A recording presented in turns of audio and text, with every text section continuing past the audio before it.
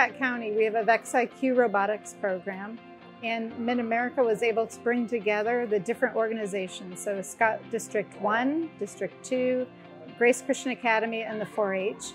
So the VEX-IQ program we have really prepares kids for the future.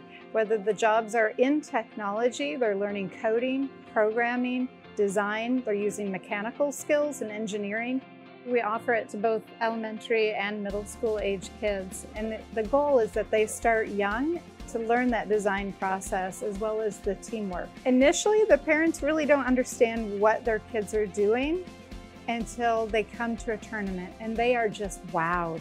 The parents are amazed at what these kids are able to do in a very short amount of time. We have over 120 kids that participate on the competitive teams for robotics, but a number of our schools have integrated the same robotic technology into the classroom, so the numbers are off the charts.